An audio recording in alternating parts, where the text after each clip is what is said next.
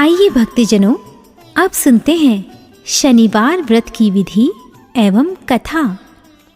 इस दिन शनि की पूजा होती है। काला तिल, काला वस्त्र, तेल, उड़द शनि को बहुत प्रिय हैं। इसीलिए इनके द्वारा शनि की पूजा होती है। शनि की दशा को दूर करने के लिए यह व्रत किया जाता है। शनि स्तोत्र का पाठ भी विशेष लाभदायक सिद्ध होता है। कथा। एक समय सूर्य, चंद्रमा, मंगल, बुध, बृहस्पति, शुक्र, शनि, राहु और केतु इन ग्रहों में आपस में झगड़ा हो गया कि हम सब में सबसे बड़ा कौन है। सब अपने अपने को बड़ा कहते थे। जब आपस में कोई निश्चय न हो सका तो सबके सब आपस में झगड़ते हुए इंद्र के पास गए और कहने लगे कि आप सब देवताओं के राजा हो, इसीलिए हमारा न्याय करके बतलाओ कि हम नवग्रहों में सबसे बड़ा कौन है। राजा इंद्र इनका प्रश्न सुनकर घबरा गए और कहने लगे कि मुझ में ये सामर्थ्य नहीं है जो किसी को बड़ा या छोटा बतलाऊं। मैं अपने मुख से कुछ नहीं कह सकता। हाँ, एक उपाय हो सकता है। इस समय पृथ्वी पर राजा विक्रमादित्य दूसरों के दुख का निवारण करने वाला है, इसलिए तुम सब मिलकर उन्हीं के पास जाओ, वही तुम्हारे दुखों का निवारण करेंगे। ऐसा वचन सुनकर सभी ग्रह देवता चलकर भूलोक में राजा विक्रमादित्य की सभा में जाकर उपस्थित हुए और अपना प्रश्न राजा के सामने रखा। राजा उनकी बात सुनकर बड़ी चिंता में पड़ गए कि मैं अपने मुख से किसको बड़ा और किसको छोटा बतलाऊं। जिसको छोटा बतलाऊंगा वही क्रोध करेगा। परंतु उनका झगड़ा निपटाने के लिए एक उपाय सोचा कि सोना, चांदी, कांसा, पीतल, शीशा, रांगा, जस्ता, अभ्रक और लोहा 9 धातुओं के 9 आसन बनवाए। अब आसनों को क्रम से, जैसे सोना सबसे पहले और लोहा सबसे पीछे बिछाए गए।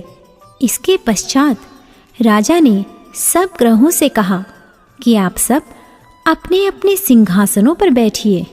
जिसका आसन सबसे आगे है वह सबसे बड़े, और जिसका आसन सबसे पीछे है वह सबसे छोटा जानिए। क्योंकि लोहा सबसे पीछे था और वह शनिदेव का आसन था, इसीलिए शनिदेव ने समझ लिया कि राजा ने मुझको सबसे छोटा बना दिया है। इस पर शनि को बड़ा क्रोध आया और कहा कि राजा, तू मेरे पराक्रम को नहीं जानता। सूर्य एक राशि पर 1 महीना, चंद्रमा 2.25 महीना 2 दिन, मंगल 1.5 महीना, बृहस्पति 13 महीने, बुध और शुक्र 1 महीने, परंतु मैं एक राशि पर 2.5 अथवा 7.5 साल तक रहता हूँ। बड़े बड़े देवताओं को भी मैंने भीषण दुख दिया है। राजन सुनो, राम जी को 7.5 आई और वनवास हो गया, और रावण पर आई तो राम जी ने लक्ष्मण की सेना लेकर लंका पर चढ़ाई कर दी, रावण के कुल का नाश कर दिया। हे राजा, अब तुम सावधान रहना। राजा कहने लगा, जो कुछ भाग्य में होगा देखा जाएगा। उसके बाद अन्य ग्रह तो प्रसन्नता के साथ चले गए, परंतु शनिदेव बड़े क्रोध के साथ वहाँ से सिधारे। कुछ काल व्यतीत हो जाने पर जब राजा को 7.5 की दशा आई तो शनिदेव घोड़ों के सौदागर बनकर अनेक सुंदर घोड़ों के सहित राजा की राजधानी में आए। जब राजा ने सौदागर के आने की खबर सुनी तो अश्वपाल को अच्छे अच्छे घोड़े खरीदने की आज्ञा दी। अश्वपाल ऐसी अच्छी नस्ल के घोड़े देखकर और उनका मूल्य सुनकर चकित हो गया और तुरंत ही राजा को खबर दी। राजा उन घोड़ों को देखकर एक अच्छा सा घोड़ा चुनकर सवारी के लिए चढ़ा। राजा घोड़े की पीठ पर चढ़ते ही घोड़ा जोर से भागा। घोड़ा बहुत दूर एक बड़े जंगल में जाकर राजा को छोड़कर अंतर्ध्यान हो गया। इसके बाद राजा अकेला जंगल में भटकता फिरता रहा। बहुत देर के पश्चात राजा ने भूख और प्यास से दुखी होकर भटकते भटकते एक ग्वाले को देखा। ग्वाले ने राजा को प्यास से व्याकुल देखकर पानी पिलाया। राजा की उंगली में एक अंगूठी थी, उसे निकालकर प्रसन्नता के साथ ग्वाले को दे दी और शहर की ओर चल पड़ा। राजा शहर में पहुंचकर एक सेठ की दुकान पर जाकर बैठ गया और अपने आप को उज्जैन का रहने वाला तथा अपना नाम वीका बतलाया। सेठ ने उसको कुलीन मनुष्य समझकर जल आदि पिलाया। भाग्यवश उस दिन सेठ की दुकान पर बिक्री अधिक हुई थी। तब सेठ उसको भाग्यवान पुरुष समझकर भोजन कराने के लिए अपने साथ ले गया। भोजन करते समय राजा ने आश्चर्य की बात देखी कि खूंटी पर हार लटक रहा है और वह खूंटी उस हार को निगल रही है। भोजन के पश्चात कमरे में आने पर जब सेठ को कमरे में हार न मिला तो सबने यही निश्चय किया कि सिवाय वीका के और कोई इस कमरे में नहीं आया, अतः अवश्य ही उसी ने हार चोरी किया है। परंतु वीका ने हार लेने से मना कर दिया। इस पर 5-7 आदमी इकट्ठे होकर उसको फौजदार के पास ले गए। फौजदार ने उसको राजा के सामने उपस्थित कर दिया और कहा कि ये आदमी तो भला प्रतीत होता है, चोर मालूम नहीं होता, परंतु सेठ का कहना है कि इसके सिवाय और कोई घर में आया ही नहीं, अवश्य ही इसी ने चोरी की है। तब राजा ने आज्ञा दी कि इसके हाथ पैर काटकर चौरंगिया किया जाए। राजा की आज्ञा का तुरंत पालन किया गया और वीका के हाथ पैर काट दिए गए।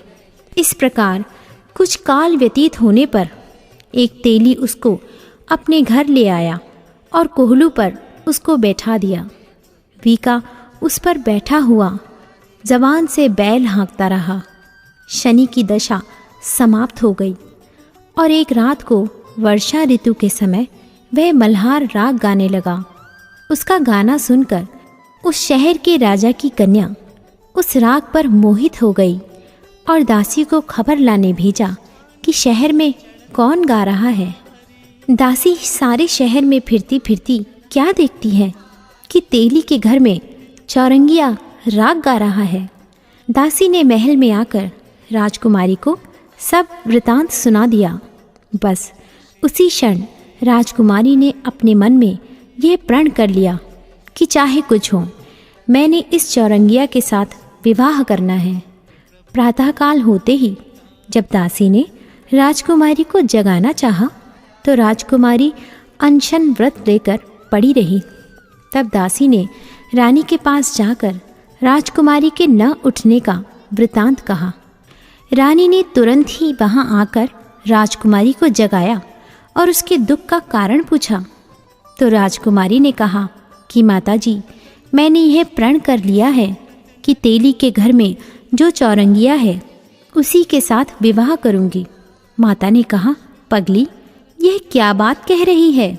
तुझको किसी देश के राजा के साथ परणाया जाएगा। कन्या कहने लगी कि माताजी, मैं अपना प्रण कभी नहीं तोड़ूंगी। माता ने चिंतित होकर यह बात राजा को बताई।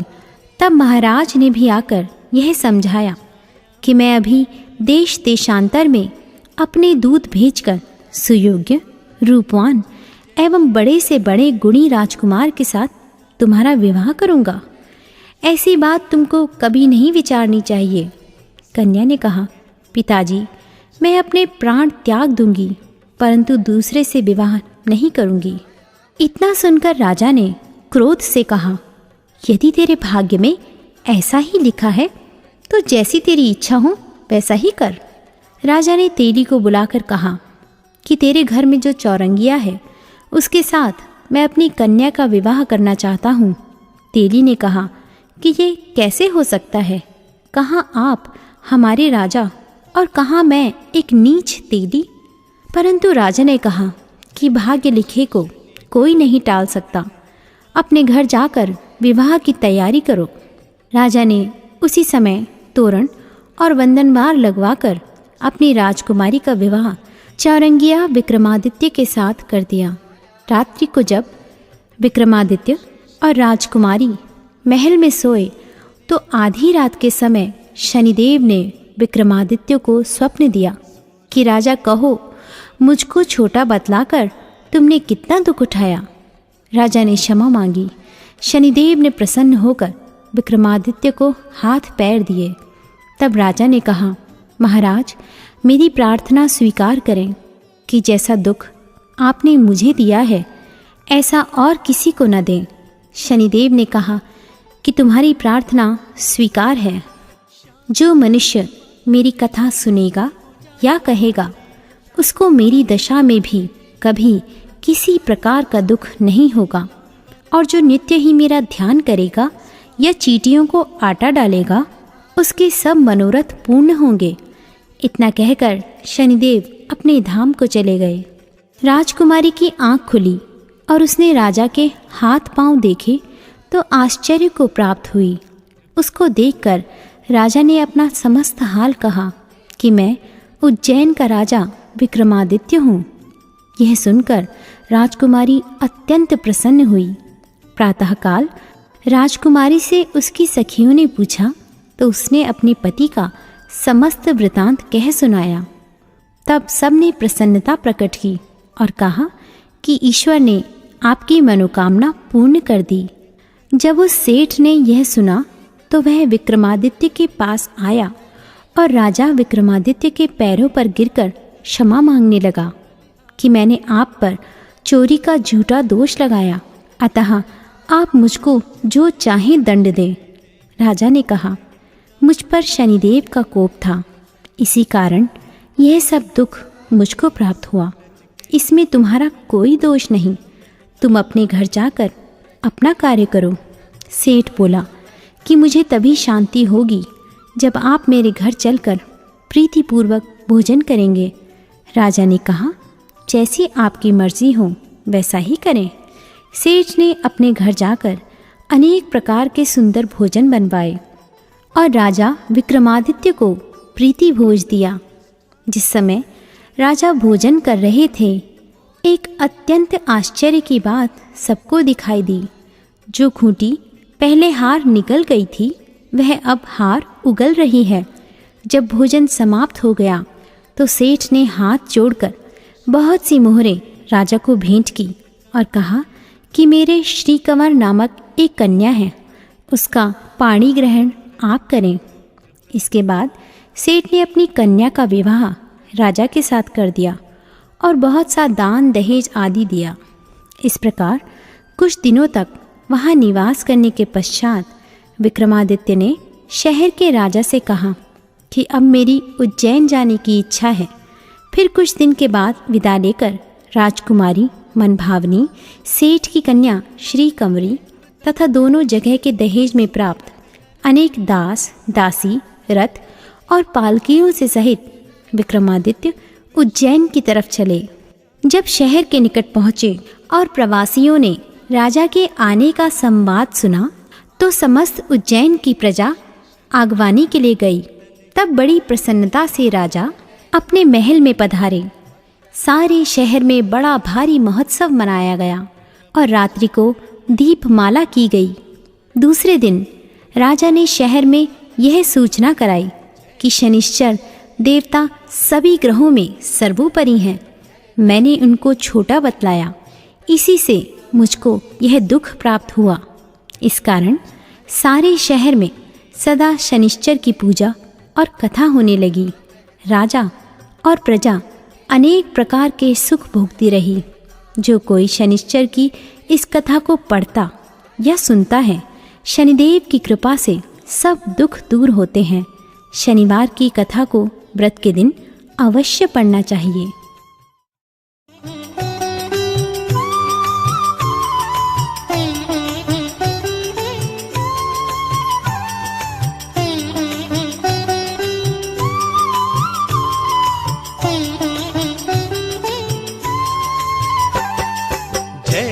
श्री शनि देव भक्तन हितकारी। जय जय श्री शनि देव भक्तन हितकारी। सूरज के पुत्र प्रभु छाया महतारी। सूरज के पुत्र प्रभु छाया महतारी। जय जय श्री शनि देव भक्तन हितकारी। जय जय श्री शनि देव भक्तन हितकारी। सूरज के पुत्र प्रभु छाया महतारी। सूरज के पुत्र प्रभु छाया महतारी।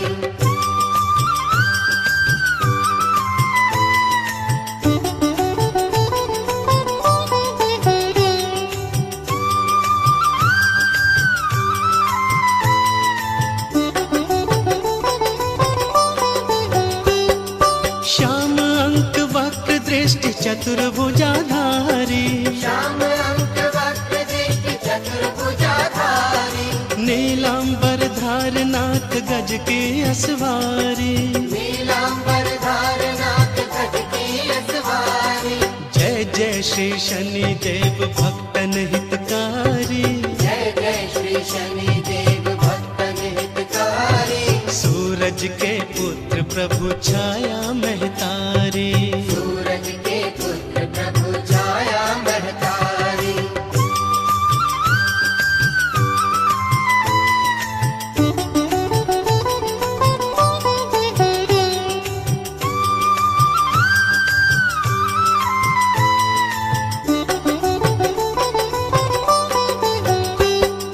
किरीट मुकुट शीश रजित दीपत है लीलारी। किरीट मुकुट शीश रजित दीपक है लीलारी। मुक्तन की माला गले शोभित बलिहारी। मुक्तन की माला गले शोभित बलिहारी। ओ जय जय श्री शनि देव भक्तन हितकारी। जय जय श्री शनि देव भक्तन हितकारी। सूरज के पुत्र प्रभु छाया महतारी। सूरज के पुत्र प्रभु छाया महतारी।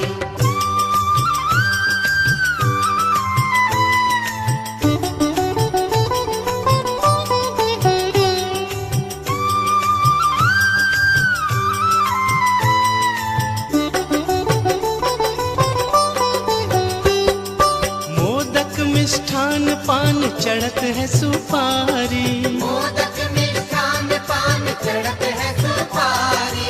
लोहा तिल तेल उड़द महिषी अति प्यारी। लोहा तिल तेल उड़द महिषी अति प्यारी। जय जय श्री शनि देव भक्तन हितकारी। जय जय श्री शनि देव भक्तन हितकारी। सूरज के पुत्र प्रभु छाया महतारी। सूरज के पुत्र प्रभु छाया महतारी।